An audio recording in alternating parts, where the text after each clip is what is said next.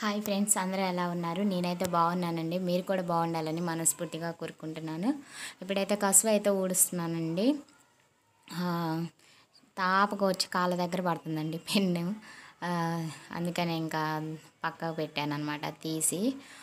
Friends, ముఖ్యమైన విషయం ఏంటంటే, ఈ కసువు ఊడ్చిన తర్వాత మీకు ఇదే వీడియోలో ఈరోజు ఏమేమి విత్తనాలు వేసింది అనేది కూడా చూపిస్తానండి.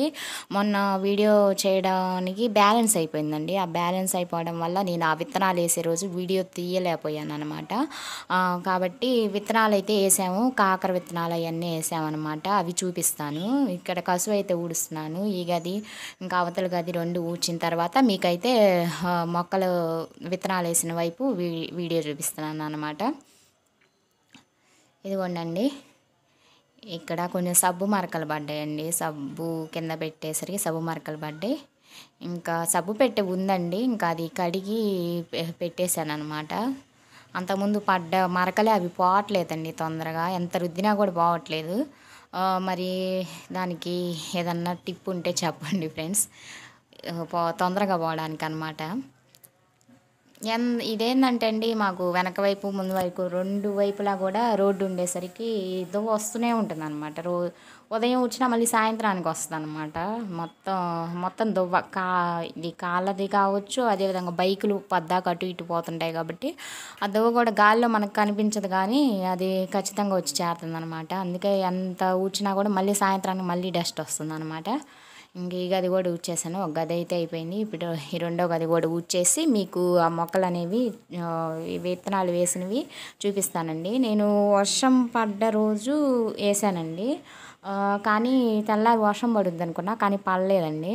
ఇప్పుడు కూడా వర్షం ఎండ తీస్తూనే ఉంది బాగానే. ఇంకా ఎండకి మరి రోజు విత్తనాలకైతే ఇంకా నీళ్ళు అయితే చల్లుతున్నాను ప్రస్తుతానికైతే. ఇంక వానలేందో వెనక్కి తీసినట్లే ఉందండి. వర్షం పడాలండి ఎప్పుడైనా. మొక్కలు మనం ఫస్ట్ విత్తనాలు వేసినప్పుడు కొంచెం వర్షం పడితే బాగుంటుంది అనమాట. మొలక తొందరగా వస్తుంది.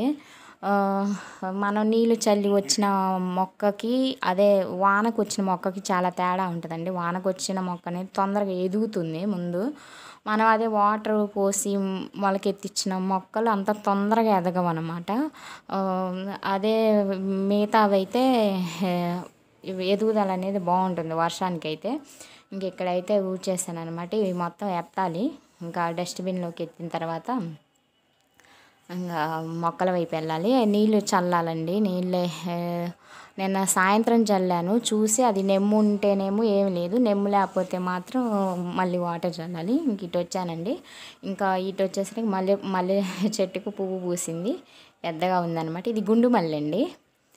ఇంకొక రెండు రకాల చెట్లు ఉన్నాయి మన పెరట్లో వచ్చేసి. ఒకటి గుండు మల్లె, ఒకటి మామూలు మల్లె అనమాట. ఇదిగోండి, ఇక్కడైతే నిన్నటి నెమ్మే ఉందండి, నిన్న సాయంత్రం నెమ్ము. ఇంకా నేనైతే ఇంకా ఈ నెమ్మ ఇలానే ఉంచుతాను. ఇంకా పోయిన అనమాట వాటరు, ఎందుకంటే మరీ ఎక్కువ పోసినా లోపల ఉన్న విత్తనాలు ఏంటంటే కుళ్ళిపోతాయి అనమాట. నేను ఇక్కడ వచ్చేసి ఏమేమి వేసానంటే కాకరకాయ, గోరుచిక్కుడుకాయ, బెండకాయ, మామూలు చిక్కుడుకాయ, నెక్స్ట్ వచ్చేసి కీరా దోసకాయ,